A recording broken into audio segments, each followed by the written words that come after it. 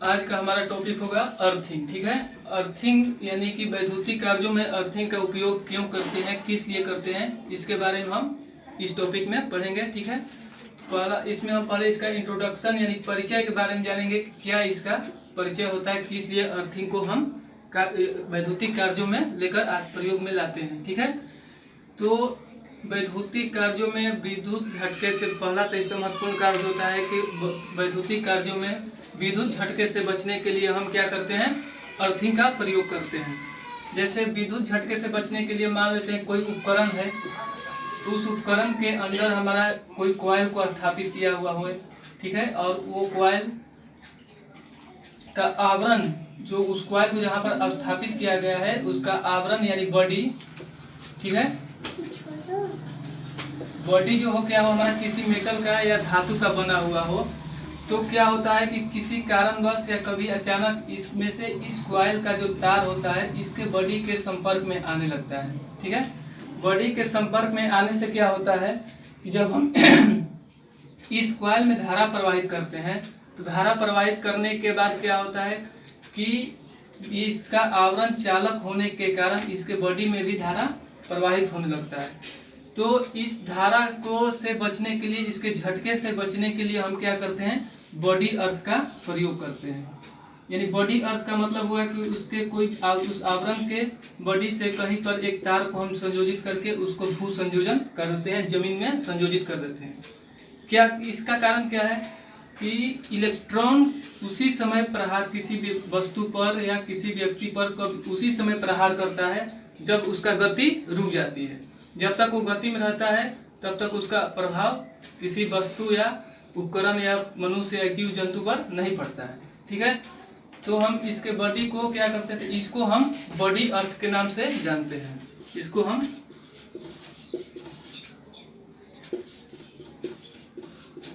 Body earth के नाम से जानते हैं।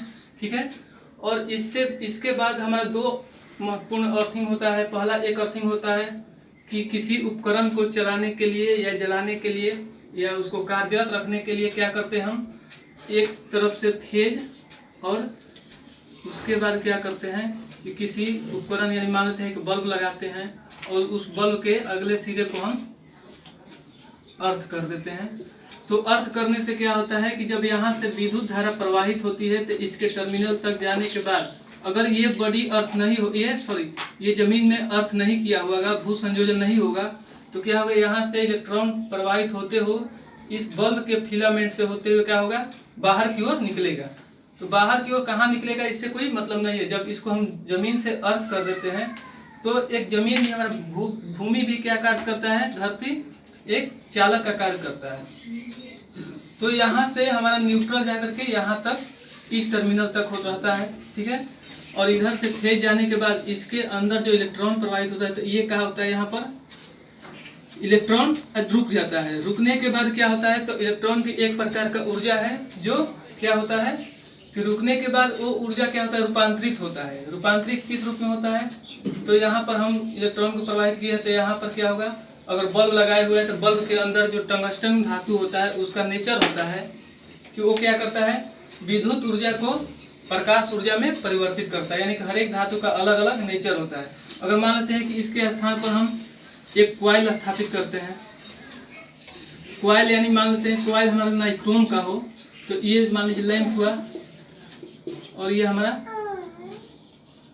कॉइल हुआ जो किस धातु का बना हुआ है, नाइक्रोम का बना हुआ है। तो इधर से हम फेज सप्लाई देते हैं और यहाँ से इसको अर्थ करते हैं।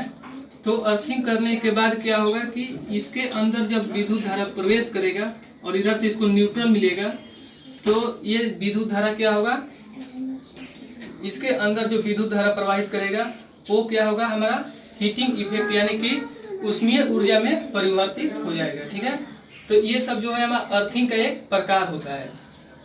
तो इसमें पहला मुख्य अर्थिंग का प्रकार होता है बॉडी अर्थ। बॉडी अर्थ इसलिए करते हैं कि किसी भी उपकरण के झटकों से बचने के लिए हम उसके संपर्क में आते हैं, उससे बचने के लिए हम बॉडी अर्थ करते हैं। किसी उपकरण के आवरण को हम भू संयोजन करते हैं। दूसरा अर्थिंग का कार्य क्या है कि अगर हम अर्थिंग करते हैं तो किसी उपकरण को जलाने के लिए फेज की और अर्थ की दोनों की आवश्यकता होती है।